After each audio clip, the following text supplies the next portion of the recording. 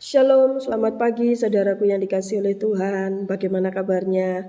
Puji Tuhan, kita bertemu kembali dalam Renungan Pagi Immanuel Family. Pembacaan kita pagi hari ini saya ambil di dalam kitab Filipi 1 ayat yang ke-21 sampai ke-22 bagian A. Dikatakan begini: karena bagiku hidup adalah Kristus dan mati adalah keuntungan. Tetapi jika aku harus hidup di dunia ini, itu berarti bagiku bekerja memberi buah. Saudaraku, bagaimana supaya kita berbuah? Bagaimana supaya kita bisa menghasilkan buah? Karena di dalam Yohanes pasal 15 dikatakan bahwa kita diperumpamakan sebagai ranting-ranting daripada pokok anggur.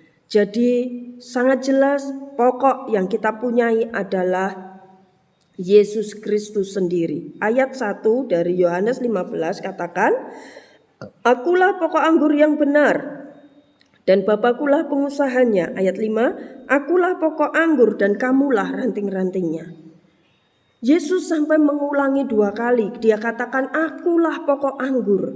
Nah, yang pertama supaya kita bisa berbuah, kita harus mengenal siapa pokok anggur kita. Sebagaimana Paulus katakan, aku menghendaki pengenalan yang khusus, aku menghendaki pengenalan yang mendalam terhadap pokok anggur. Filipi 3 ayat 10 dikatakan, yang ku kehendaki ialah mengenal dia. Mengenal siapa? Mengenal Yesus dan kuasa kebangkitannya. Karena Yesus telah mati dan bangkit, dan persekutuan dalam penderitaannya, di mana aku menjadi serupa dengan dia dalam kematiannya. Paulus untuk menghasilkan buah, Paulus rindu mengenal pada pokok di mana dia tinggal. Paulus tahu bahwa dia tinggal di dalam Yesus. Saudaraku yang dikasihi oleh Tuhan, bagaimana caranya kita bisa mengenal Yesus, mengenal pokok anggur kita? Roma 10 ayat 17 dikatakan, iman timbul dari pendengaran dan pendengaran akan Kristus. Iman timbul dari membaca dan membaca firman Kristus.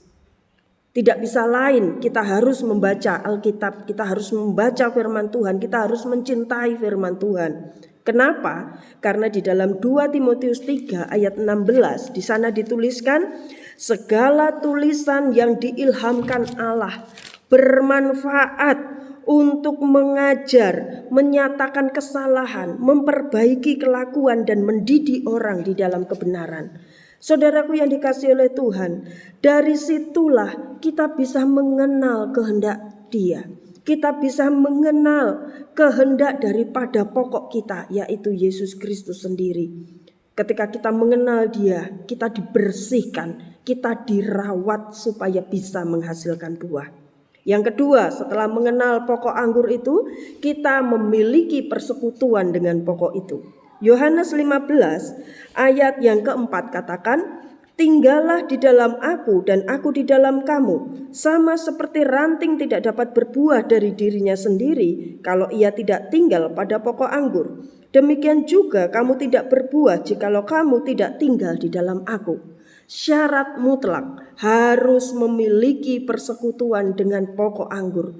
Tinggal bersama dengan pokok anggur, melekat dengan pokok anggur itu supaya bisa menghasilkan buah. Sebagaimana Paulus tadi katakan, bagiku hidup memberi buah.